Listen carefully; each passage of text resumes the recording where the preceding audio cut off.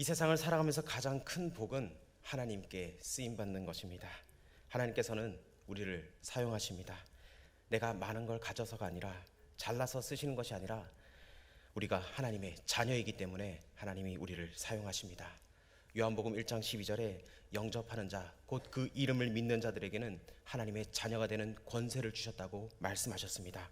하나님의 자녀됨의 그 권세를 누리며 살아갈 수 있는 저와 여러분 되길 축복합니다. 오늘 말씀을 통해서 살펴볼 삼갈, 이 삼갈에 대해서 성경은 오늘 읽은 본문이 유일한 본문입니다. 그렇지만 이 한 절을 통해서 그는 어떤 사람이었고 어떻게 하나님께서 그를 사용하셨는지 살펴보기를 원합니다. 말씀을 듣다가 나 같은 사람도 하나님께서 쓰시고자 하면 쓰임받을 수 있구나, 이 소원을 가지고 여러분을 향한 하나님의 비전과 계획을 선포하며 나아갈 수 있는 저와 여러분 되길 축복합니다.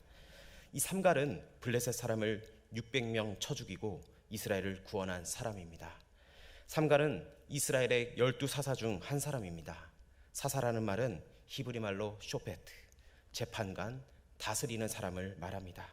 보통 대사사, 소사사 이렇게 나뉘는데, 대사사로는 온니엘, 에훗, 드보라, 기드온, 입다, 삼손, 소사사는 삼갈, 돌라, 야일, 입산, 엘론, 압돈 이렇게 나뉩니다. 이 사사들이 한 일은 억압받는 하나님의 백성들을 적들로부터 구원해내는 그런 일을 감당하였습니다. 사사기를 보면 하나님의 백성들에게 나타나는 반복적인 사이클이 있는데, 이스라엘 백성들이 먼저 하나님을 배신하고 배반하고 반역을 합니다. 그래서 우상을 섬기게 되고, 우상을 섬기게 되면 하나님께서는 적들의 손에 붙잡히게 해서 징계를 하십니다. 그 고통 가운데서 이스라엘 백성들이 회개하면 하나님께서 사사를 세우시고 그 사사들로 말미암아 이스라엘에 평안을 주십니다. 오늘 본문의 시작을 보면 에훗 후에는 이렇게 시작을 합니다. 이스라엘 백성들이 또 범죄하고 모압 왕 에글론에게 18년 동안 종살이를 합니다. 하나님께서 사사 에훗을 세우시고 그를 통해서 이스라엘을 구원하셨습니다. 80년 동안 평안이 찾아왔습니다. 그 에훗 시대가 지나가고 다시 대사사 드보라가 나타나기 전 그 사이에 끼어있는 사사가 바로 이스라엘을 위해 구원하기 위해서 쓰임받았던 삼갈입니다. 대사사, 소사사, 이것의 기준은 대사사는 길게 쓰여져 있고 소사사는 짧게 쓰여져 있습니다. 그런데 아무리 짧게 쓰여 있어도 한 줄로 표현되는 그 사사는 삼갈밖에 없습니다. 한마디로 한 줄 인생입니다. 우리 31절을 다시 한 번 더 읽어봅시다. 시작. 에훗 후에는 아나세 아들 삼갈이 있어 소문은 막대기로 블레셋 사람 600명을 죽였고 그도 이스라엘을 구원하였더라. 아멘. 이 삼갈의 출신 배경을 보면 대단한 집안의 사람이 아닙니다. 삼갈은 아낫의 아들이라고 설명하는데, 이 아낫은 아버지의 이름이 아니라 가나안의 우상을 섬기던 그 아낫입니다. 즉 우상 숭배의 집안의 사람이었던 겁니다. 어찌 보면 신앙 좋은 혈통의 집안이 아닌 우상을 섬기던 집안의 자식이라는 겁니다. 이스라엘 백성과 전혀 상관없는 이방신을 섬겼던 한 가정, 한 사람이 바로 삼갈이었습니다. 이런 삼갈에게 기적 같은 일이 있었습니다. 어떤 상황인지 성경에 자세하게 설명하고 있지는 않지만 어느 순간 하나님을 만나게 됩니다. 하나님을 만났을 때 이방 출신이었던 삼갈을 통해서 하나님께서는 그 이스라엘 민족을 구원시키는 놀라운 일을 행하셨습니다. 우상을 섬겼던 이방인이 하나님의 손에 들림받아서 민족을 구원한 사실은 우리에게는 평범하게 들려오지만 당시 그 사람들에게는 혁명과 같은 일이었습니다. 이방인이라면 마치 개, 돼지처럼 짐승이나 다를 바 없는 그 이방인이 하나님의 역사에 쓰임을 받을 수 있는 것은 상상할 수가 없었기 때문입니다. 하나님의 역사에 쓰임받지 못할 사람은 없습니다. 아무런 배경이 없는 이방인이라 하더라도 하나님이 부르시고 사용하시면 민족을 구원하시는 하나님의 사람, 생명 역사에 쓰임받을 수 있는 사람이 된다는 겁니다. 아무리 부끄러운 과거를 가졌다 할지라도 그것 때문에 하나님 앞에 쓰임받는데 결격 사유가 될 수는 없다는 겁니다. 구약 성경을 보면 이방인이었지만 하나님 앞에 특별히 쓰임받은 인물이 있습니다. 기생 라합을 보십시오. 기생 라합은 그 말대로 몸을 파는 매춘부였습니다. 그러나 기생 라합이 하나님의 사람 가나안 정탐꾼을 숨겨줌으로 인해서 하나님께서는 그녀를 부르셨을 때 하나님의 구원의 역사에 놀랍게 쓰임받는 것을 우리는 성경을 통해 알 수가 있습니다. 기생 라합을 통해서 나중에 예수 그리스도의 조상이 된 것입니다. 사사시대를 지나서 모압 여인 룻을 기억하십니까? 이스라엘 백성들이 모두가 자기 눈에 좋을 대로 행할 그때 하나님께서 한 이방 여인을 부르시고 한 여인을 통해서 위대한 생명의 역사를 이루게 되었습니다. 하나님을 진심으로 경외했던 룻을 통해서 다윗의 조상 할머니가 되었고 마침내 예수 그리스도가 오신 조상이 되었습니다. 아무런 배경이 없고 아무런 자격 조건이 없다 할지라도 하나님께서 사용하시고자 하면 쓰임 받는 겁니다. 한때 흙수저, 금수저라는 말을 많이 사용했습니다. 어느 정도 부모가 뒷배경이 있고 뒷받침을 해줄 수 있으면 그에 따라서 금수저, 흙수저 이렇게 구분을 했습니다. 그래서 흙수저의 사람들은 저 사람은 태어날 때부터 금수저를 가지고 태어났다 이렇게 하며 세상을 원망하기도 합니다. 좋은 배경이 있다면 그것도 감사할 일입니다. 그러나 흙수저 하나 달랑 가지고 태어났다 하더라도 문제될 것이 하나도 없습니다. 그것 때문에 인생 탓할 것도 없고 그것 때문에 자기 자신의 미래를 제한할 이유도 없습니다. 영적 세계를 보십시오. 우리 부모가 신앙의 유산을 잘 물려주고 우리 집안이 3대, 4대가 이어지면 그것도 감사할 일이지만 신앙 1세대로 태어나서 많은 어려움과 괴로움 끝에 예수님을 만났다면 그것 또한 하나님 앞에 소중한 일이 되는 겁니다. 삼갈이라는 이름 앞에 우리가 물어야 할 질문은 이것입니다. 그의 배경, 그의 가족 관계가 아닙니다. 바로 그가 하나님께 쓰임을 받았느냐, 그냥 한 사람의 인생으로 끝이 났는가, 이거를 우리는 점검해야 한다는 겁니다. 미국 역사에서 가장 위대하게 쓰임받은 복음 전도자 무디 목사님이 계십니다. 이분은 참 가난한 노동자의 아들로 태어나서 아버지가 4살 때 돌아가시고 그가 받은 교육은 고작 초등학교밖에 졸업을 못했습니다. 구두 수성공이었던 그에게 하나님이 찾아오셨습니다. 그 놀라운 은혜를 평생 찬양하며 하나님의 말씀을 전하는 주의 종으로 살았습니다. 어느 하루는 무디가 영국 케임브리지 대학에서 설교를 하고 있었습니다. 그 케임브리지 대학은 영국의 아주 유명한 대학입니다. 그가 배움이 없다 보니까 발음이 맞지도 않고 문법이 맞지 않는 그런 언어를 구사했습니다.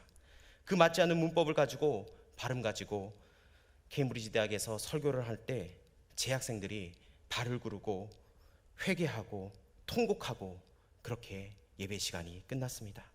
그런데 어느 학생이 무디를 찾아와서 이렇게 지적을 합니다. 무디, 당신은 이 발음을 잘못 발음했다. 이거는 이렇게 표현하는 게 아니라 저렇게 표현을 해야 된다. 그렇게 문법을 하나하나 지적해서 알려줬습니다. 무디가 그 학생에게 이렇게 말합니다. 나도 내가 틀리게 발음하고 틀린 문법을 구사하는 거 다 압니다. 나는 틀린 발음과 틀린 문법을 가지고 하나님의 영광을 구하고 있습니다. 학생은 그 뛰어난 언변과 문법으로 하나님께 영광 돌리고 있으십니까? 다음 날 학생회장이 무디를 찾아와서 정중하게 사과했습니다. 이것이 놀라운 계기가 되었습니다. 케임브리지 대학교에서 7명, 이 7명이 은혜를 받아서 그들의 삶을 중국 선교를 위해서 헌신하게 되었습니다. 우리가 잘 알고 있는 중국에서의 45년 동안 인도, 중국, 아프리카에서 평생을 보냈던 외계 창시자 스터드 선교사님, 그리고 중국을 위해서 51년 동안 중국 음식을 먹고 변발을 하고 중국 옷을 입고 그의 삶을 불태웠던 허드슨 테일러 선교사님, 이분이 그 중에 한 사람이었습니다. 무디는 40년 동안 제대로 된 영어는 아니었지만 100만 명을 넘게 그리스도 앞으로 이끌어온 그런 지도자였습니다. 이 무디의 영향을 받은 한국 기독교의 역사 있습니다. 초기 선교사님 중에 게일 선교사님, 마펫 선교사님, 스왈렌 선교사님 등을 비롯한 많은 선교사님들이 이 무디의 영향으로 조선 땅에 오게 되었습니다. 게일 선교사님이 우리 조선 땅에 올 때 무디 목사님은 이 게일 선교사님을 위로하며 격려하며 내가 당신을 위해 기도하겠다, 내가 조선 땅을 위해 기도하겠다, 그 말씀을 하시고 게일 선교사님이 조선 땅으로 오셨습니다. 이 게일 선교사님은 조선에서 한 일이 성경 신구약을 번역하고 이번 사순절의 필수책인 철로역정을 번역했습니다. 마페 선교사님은 우리 교단의 신학교인 장로회 신학대학의 전신인 평양신학교회를 설립하시고 많은 민족의 지도자를 배출했습니다. 수알련 선교사님은 이기풍 목사님의 회심에 일조하였고 깡패에서 부흥사로 섬긴 김익두 목사님을 복음으로 이끈 장본인이었습니다.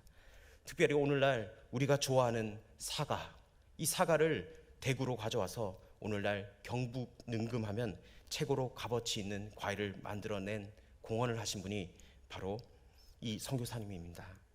오늘날 대한민국이 이렇게 기독교의 영향으로 물들게 한 것은 이 수많은 선교사님들의 헌신과 기도가 있었고 그들에게 영향을 끼친 분이 바로 무디 목사님입니다. 주님을 만난 이후로 매일 복음을 전했고 하루에 한 사람이라도 복음을 전하지 않으면 잠자리에 들지도 않았던 그 사람이 바로 무디 목사님입니다. 내세울 것 하나 없는 사람, 아무런 가족 배경이 없던 그 삼갈, 그 자신도 초라했던 사람이지만 그 막대기 같은 인생, 하나님 앞에 쓰임 받았을 때 세상 영적 역사를 지각 변동을 일으켰던 그 하나님의 사람이 바로 삼갈입니다. 비천했던 그 한 사람, 그를 세워서 하나님의 놀라운 역사에 쓰임 받았던 한 사람, 이것이 바로 삼갈의 집안 배경이었습니다. 삼갈이 했던 일을 보면 정말 놀랍습니다. 오늘 성경에 뭐라고 말합니까? 소모는 막대기로 블레셋 사람 600명을 죽였고. 아멘. 이 소모는 막대기 하면 어떤 것인 줄 아십니까? 삼갈의 배경을 정확하게 알려주고 있습니다. 그가 농사꾼이었던지 아니면 목축업을 했던 사람입니다. 평범하게 살아갔던 한 사람이지만 하나님이 그를 부르셨을 때 놀라운 역사가 일어나게 된 겁니다. 그가 평소에 들고 있었던 그 막대기, 아무것도 아닌 그 막대기 하나 가지고 하나님께서 블레셋 사람 600명을 죽이는 놀라운 역사를 이루신 겁니다. 블레셋 사람들은 평소 때 놀고 먹는 사람들이 아니었습니다. 이 사람들은 철기 문화로 자란 사람들입니다. 전쟁하면 이곤이 날 정도로 잔뼈가 굵었던 사람들입니다. 평범했던 한 목동이 손에 들고 있던 그 막대기, 그 하나 가지고 600명의 적군을 죽인 사건, 어찌 보면 불가능한 사건 같습니다. 하지만 여기서 우리는 발견해야 할 것이 있습니다. 우리가 정말 관심을 가져야 할 것은 삼갈이 아니라 삼갈을 사용하신 하나님이라는 겁니다. 우리가 기억해야 될 것은 삼갈에 들려있던 그 막대기가 아니라 그 막대기를 하나님이 사용하셨을 때 하나님이 친히 적군 600명을 하나님이 물리쳐 주셨다는 겁니다. 중요한 것은 이 막대기를 누가 사용하고 있는가. 한 사람이 들고 있는 막대기지만 누구의 손에 이 막대기가 들려서 쓰임받고 있는지 우리는 자신에게 물어봐야 하는 겁니다. 하나님이 사용하시는 사람, 어떤 사람입니까? 나 자신이 아무것도 없어도, 내 배경이 아무것도 없지만 하나님 앞에 내 자신을 내어놓는 사람, 그가 하나님 앞에 쓰임받는 사람입니다. 모세를 생각해 보십시오. 80이 넘도록 흰머리가 희끗희끗난 그 모세가 하나님 앞에 부르심을 받았을 때 막대기 하나 가지고 홍해를 갈랐습니다. 그가 막대기를 들었을 때 막대기가 아니라 그 막대기를 통해서 하나님께서 역사를 이루신 줄 믿습니다. 다윗의 물맷돌은 어떻습니까? 그가 던진 것은 조그마한 돌멩이 하나였지만 이 작은 물맷돌을 통해서 역사하신 분이 바로 우리 하나님이셨고 그 역사로 말미암아 그 적군이 무너진 줄 믿습니다. 중요한 영적 교훈이 있습니다. 내가 누구인지, 가진 것이 무엇인지보다 훨씬 중요한 질문은 내가 누구의 손에 있는가, 이것이 중요하다는 겁니다. 삼갈이 붙잡은 것은 막대기지만 삼갈을 붙잡는 분은 바로 하나님이라는 사실입니다. 내가 누구의 손에 붙들려서 쓰임받고 있습니까?